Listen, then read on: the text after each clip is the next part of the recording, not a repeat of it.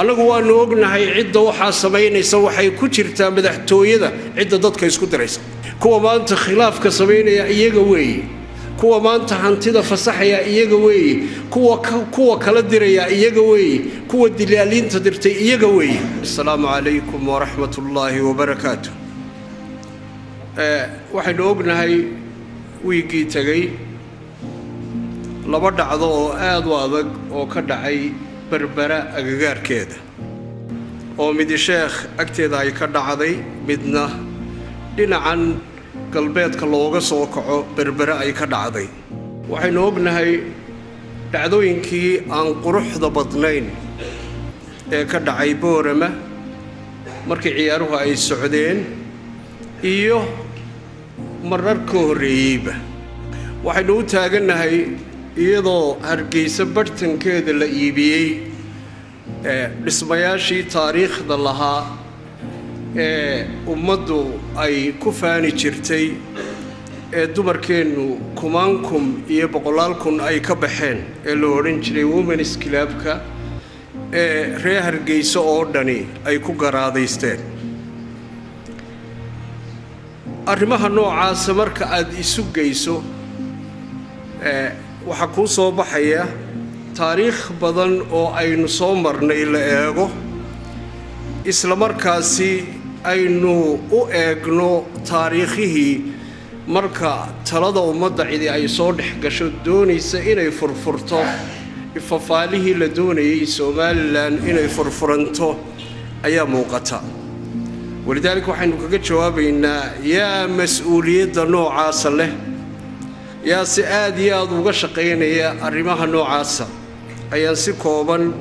uga hadli doonaa ma yusama al-mas'uuliyya iyo waxaasi ummaddu ay ku dooratay inaad iyagana daacad ugu tahay ilaahay subhanahu wa ta'ala daacad ugu tahay subhanallah aduguna halkaad iiga ducayn lahayd halkaad ii oran lahayd hantida muslimiinta inaga ilaali ayaa intaad goor habeenimo soo dhukustay ayaad leedahay halkaasa mashruuc ka banaan yahay sida maanta aynu ku naqaano dadyowga ku mamay talada ummadda ee xadhkaha ku leh dadka maanta habeen walba qorsheeya halkee maanta wax ka banaan yihiin wal ciyaadu billah halka maanta dadka ugu awoodda badan leh maanta talada dalkeena haya ay lacagta ku bixiyaan marka uu qofku ka qosliyo ay lacagta ku bixiyaan qofku marka uu amaano ay lacagta ku bixiyaan qofku marka uu iyaga u adeegayo sidooda gaarka ah waliba la siiyo arqaam iyo tiro aan qofka bini aadamka xisaabin karin subhanallah dalkii xisaabaad baa helay xisaabad madaxtooyada fadhida oo iyadu tirooyinka xisaabisa subhanallah maxaa halka iga soo galaya maxaa caruurtayda ka soo galaya maxaa kuwa aanu isku xiranahay ka soo galaya iyo xisaabaad kale oo suuqa jooga oo wixii ilaahay siiyay ee xalaasha ahaa ama aabihii ugu tagay ee la dhididay xalaasha ahaa iyagu ku xaaraantinimeynaya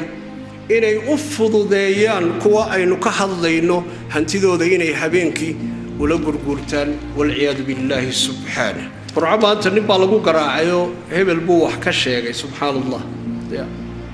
ayaa qur'aan bartankiisa dhulka loogu tuuray inay yaro miskiino saxafiya يعني نبتقليدي هالكاسي بريس هبل بو وح كشيء هبل بو تابتي هبل بو بقرتي سبحان الله تاسنا واقف فالها ديكتاتوريسكو مركز سمايستان يدتك أي كوشة قيستان مركز سمايستان أي واحد كنت مركز دتك كلا دير يعني كرد مايستان أنتي أي هيستين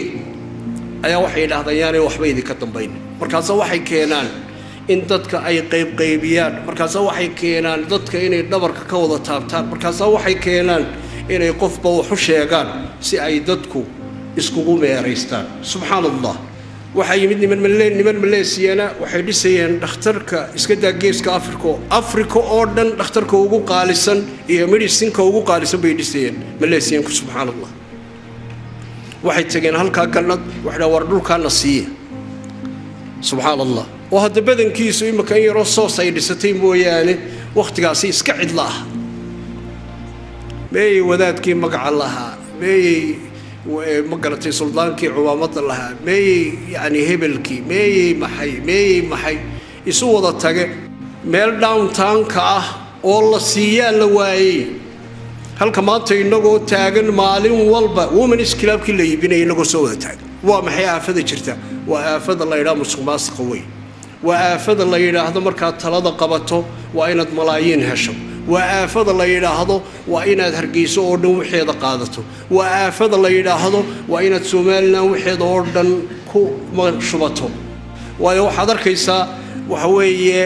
ninaan mas'uuliyad haynin oo dilaalada ugu waaweyn ee xadhkaha ugu waaweyn ku leh subhanallah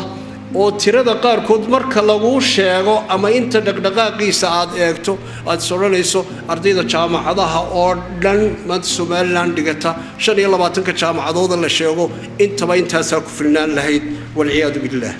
war hay isku mashquulina war meeshan cisaabad baa bagaratay fariisatay doonaysa dadkii inay timaha iskugu wada xidho oo aan doonayn dalku inuu horumaro anagu waanu ognahay cidda waxa sameynaysa waxay ku jirtaa madaxtooyada cidda dadka isku diraysa kuwa maanta khilaafka sameynaya iyaga weey kuwa maanta hantida fasaxaya iyaga weey kuwa kala diraya iyaga weey kuwa dilaaliinta dirtay iyaga weey marka dadka waxaanu leenahay war isku mashquulina kuwa maanta doonaya dadka maatida ee jilicsan inay farafareeyaan oo ay dib ku keenaan kuwaasi ilaahay subhanahu wa ta'ala ilaahay haynaga qabto